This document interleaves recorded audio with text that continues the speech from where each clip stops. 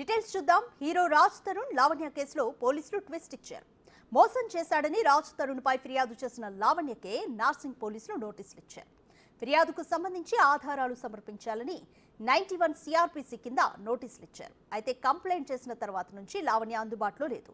ఆమెకు ఫోన్ చేసినా ఎలాంటి స్పందన రావడం లేదు. నోటీసులకు ఆమె స్పందించని పక్షంలో ఆమె ఫిర్యాదును తప్పుడు కేసుగా పరిగణించాల్సి ఉంటుందని నార్సింగ్ సిఐ హరికృష్ణ తెలిపారు.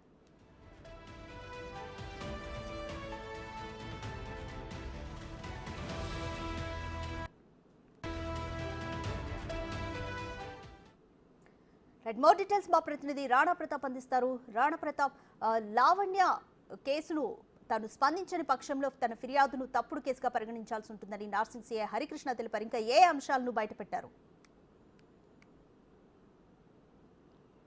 మొన్న డైరెక్ట్గా తను ఒకరిని పట్టుకొని వచ్చి నార్సింగ్ పోలీస్ స్టేషన్కి వచ్చింది. పోలీస్ స్టేషన్కి వచ్చిన తర్వాత డైరెక్ట్గా అక్కడ నుండి మహిళా కానిస్టేబుల్ దగ్గరికి వెళ్ళింది. అక్కడికి వెళ్ళి కంప్లైంట్ రాసింది. కంప్లైంట్ రాసి ఇచ్చేసి వెళ్ళిపోయింది. తర్వాత అక్నాలెడ్జ్మెంట్ లెటర్ కూడా తీసుకోకుండా ఆమె ఇక్కడి నుంచి వెళ్ళిపోయింది. ఏమైనా ఫర్దర్గా అంటే నాకు కాల్ చేయని చెప్పేసి వెళ్ళిపోయింది. కానీ తర్వాత ఫోన్ చేస్తుంటే ఫోన్ పని చేయట్లేదు, ఆమె రెస్పాండ్ కావట్లేదు. కాకపోతే ఆమె ఇచ్చినటువంటి కంప్లైంట్స్లో నాకు థ్రెటనింగ్ ఉందంటూ కూడా దాంట్లో రాసింది. కాబట్టి దాంతోపాటు రాస్తారు నాకు కావాలని మాత్రమే దాంట్లో మెన్షన్ చేసింది. కాబట్టి ఇన్వెస్టిగేషన్ చేయాలన్నా కూడా, లేకపోతే మీరు ఈ యొక్క కంప్లైంట్ కాపీలో పొందుపరిచినటువంటి అంశాలు అలిగేషన్స్ కానీ అవన్నిటికీ ప్రాథమికంగా మీ దగ్గర ఉన్నటువంటి ఆధారాలు ఏమున్నాయనేసి కూడా మేము అడగడానికి ప్రయత్నించినప్పుడు కూడా ఆమె అయితే అందుబాటులోకి రాలేదు. సో ఈ నేపథ్యంలో ఇవాళ ఉదయం ఆమె ఉన్నటువంటి ఫ్లాట్కి మేము కానిస్టేబుల్ పంపించాం. కానిస్టేబుల్ పంపిస్తే అక్కడ కూడా కానిస్టేబుల్ని కలవడానికి ఆమె నిరాకరించి తర్వాత లోపలికి వెళ్ళి నోటీసులు సర్వ్ చేసి వచ్చినటువంటి పరిస్థితి. కాబట్టి నోటీసులు అయితే ఆమె తీసుకుంది, కానీ ఇప్పటి వరకు అయితే రిప్లై ఇవ్వలేదు. మొన్న కంప్లైంట్ ఇస్తే ఇప్పటి వరకు కూడా ఆమె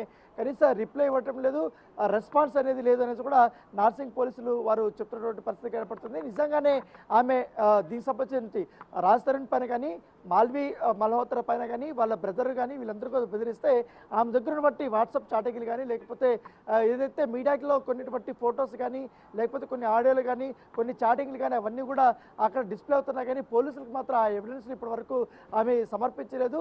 సో సమర్పించకపోతే మేము ఎట్లా కేసుని రిజిస్టర్ చేసుకోవాలి, ఎట్లా ఎఫ్ఐఆర్ చేయాలంటే దానిపై కూడా దర్యాప్తు చేయాలంటే దానిపై కూడా వారు క్వశ్చన్ చేసినటువంటి నేపథ్యం ఏర్పడుతుంది. ఒకవేళ ఈ రేపటి వరకు కూడా మేము చూస్తాం ఎటువంటి రెస్పాన్స్ లేకపోతే కోర్టు అనుమతి తీసుకొని ఈ కేసుని పూర్తిగా మేము క్లోజ్ చేసే అవకాశాలు ఎక్కువగా ఉన్నాయని ఇప్పుడు సూత్రప్రాయంగా నార్సింగ్ పోలీసులు వారు చెప్తున్నటువంటి నేపథ్యం. దాంతోపాటు కంప్లైంట్ కాపీలో కనీస సమయం డేట్ రాయలేదు, సమయం రాయలేదు. దాంతోపాటు ఎప్పుడు వచ్చాను ఎప్పుడు పోయానని తను కూడా కనీసం ఇన్ఫర్మేషన్ కూడా దాంట్లో పొందుపరచలేదంటూ కూడా మీ పైన పోలీసులు వారు చెప్తున్నటువంటి నేపథ్యం అయితే కనపడుతుంది. దాంతోపాటు ఫిర్యాదు కూడా మంచి ఫార్మాట్లో కూడా లేదు, సరిగ్గా కూడా ఆమె రాయలేదు.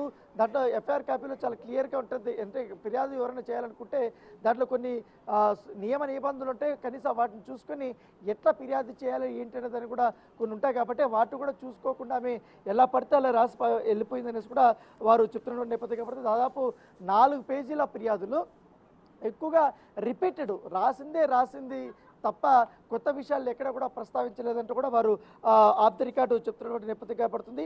తేదీలు రాయలేదు, సమయం రాయలేదు, ప్లేసులు రాయలేదు. ఎక్కడైతే ఈమెను థ్రెటనింగ్ చేశారో, ఎక్కడైతే ఆమెను వేధించారని చెప్తున్నారు, ఎక్కడైతే రాజ్ తరుణ్తో ఆమె లివింగ్ రిలేషన్షిప్లో ఉంది, దాదాపు అతను పెళ్లి చేసుకోకుండా ఒక చాటేశారని చెప్తున్నారు. ఆ ప్లేస్ కూడా కనీసం ఆమె రాయలేదంటూ కూడా రాయడం జరిగింది. దాంతోపాటు లావణ్య నోటీసులకి ఇప్పటి వరకు మేము స్పందించి ఫోన్లు చేస్తాం, అన్నీ చేసినప్పుడు ఇప్పటి వరకు ఆమె రెస్పాన్స్ ఇవ్వలేదు. కాబట్టి ఖచ్చితంగా నెక్స్ట్ ఏం చేయాలనే దానిపై కూడా లీగల్ ఒపీనియన్ తీసుకొని కోర్టు అనుమతితో ఈ కేసుని మేము మూసివేస్తాం. ఒకవేళ ఆమె కానీ వస్తే మాత్రం ఖచ్చితంగా ఆమె దగ్గర ఉన్నటువంటి ఎవిడెన్స్ అంతా కూడా పరిశీలించి ఆమె నిజంగానే ఆమె ఆరోపణలు నిజమని తెలిసిన తర్వాత కోర్టు అనుమతితో కంపల్సరీ కూడా మేము ఎఫ్ఐఆర్ నమోదు చేస్తాం. నమోదు చేసిన తర్వాత కావాలనుకుంటే రాజ్ తరుణ్ని మేము పిలిపిస్తాము. అయితే ఆమెకి ఎవరితో భయం ఉందో, ఎవరెవరితో థ్రెటనింగ్ ఉందో, ఎవరైతే ఆమెను బెదిరించారో, ఎవరైతే ఆమెను మోసం చేస్తారో వాళ్ళందరినీ కూడా మేము పిలిపిస్తాం. ఇప్పటివరకు అయితే మస్తాన్ సంబంధించిన విషయంలో మాకు ఎప్పటివరకు క్లారిటీ లేదు.